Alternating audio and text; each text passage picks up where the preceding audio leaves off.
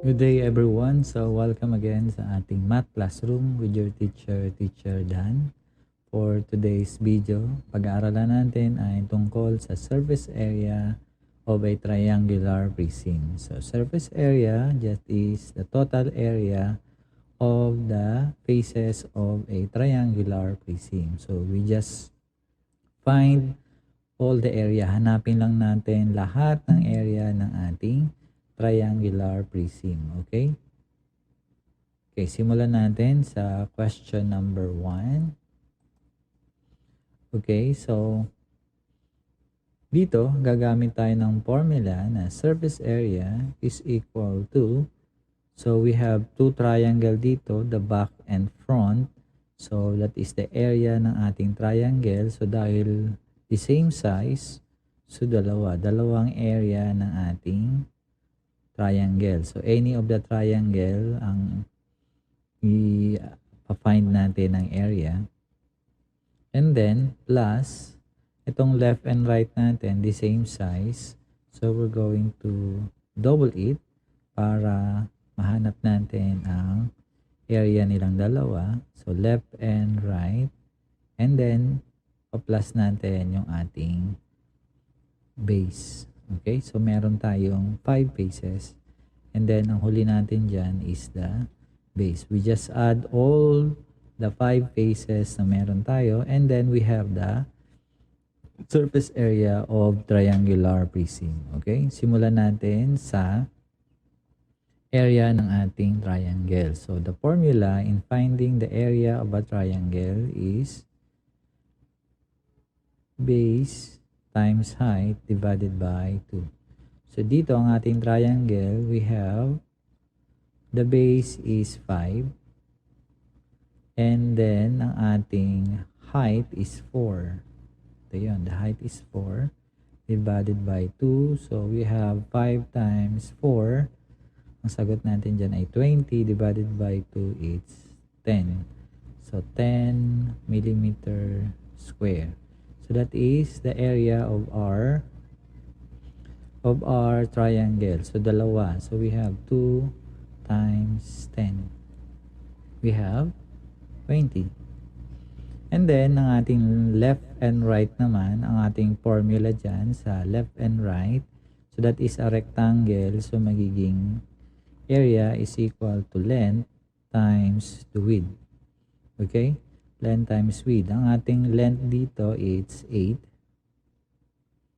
At ang ating width ay ito, 3. So dito ay 3, ito ay 8. So 8 times 3, that is 24. So ang ating area is 24 millimeter square. So this is 24, this is also 24. And this one, it's 10. And also 10. So we have the left and right, it is 24 times 2, we got 48. Get 48, okay? And the last one is our base. So area of the base is length times width. Also, kasi rectangle siya, ito yon. So meron tayong 8. Ang ating length ay 8. Times ang ating width, ito yon. So we have 8 dito, ito naman ay 5. So 8 times 5 is equal to 40 millimeter square. So plus base natin, it's 40. So this is 40. Okay? So 40. Then adding all the area ng ating rectangular prism. So 8 plus 0 plus 0, that is 8. 2 plus 4 plus 4, that is 10. So the area, or the surface area, the total area is equal to 108 millimeter square. So that is our surface area ng ating first example. Okay? Okay, let's proceed to the second example. So, the same formula ng sa ating surface area, this 2 times the area of your triangle plus the two area of your or either left or right rectangle ng inyong face ng inyong triangular prism and plus ang ating base, area of the base. Simulan ulit natin sa ating triangle. So, formula in finding the area of the triangle is base times height divided by 2. Ating base dito, it's 7 times ang ating height is 5. Okay, so 5 times 7, that is 35 divided by 2, that is 17.5. 17.5. Okay.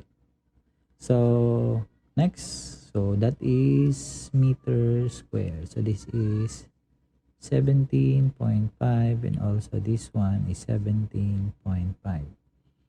Next natin, we're going to find, so 2, 7.5 and 17.5. The answer is 35. 35 millimeter square, meter square, sorry. Meter square. Next natin, we have the left and the right area. This is a rectangle, so that is, this is 10 and this one is 6. Okay, ito yan. We have this one, the 10 and the 6. So, length times width, that is a rectangle. So, length times width ang ating formula. So, the length is 10, ang ating width ay 6. So, 10 times 6, the answer is 60 meters square. So, that is the area of our left, which is 60. And then the right also is also 60. So, that is 260. Dalawang 60. So, that is 120. And the last part is area of our base, which is length times width. Ang base natin, we have the length of 10 and the width of 7. So, we have 10 times 7, the answer is 70 meters square. So, that is the area of our base. So, that is plus 70. And then, we're going to add all the area ng ating mga faces. So, we have 5 plus 0 plus 0, that is 5. 3 plus 2 plus 7, that is 12. Carry 1, that is 2.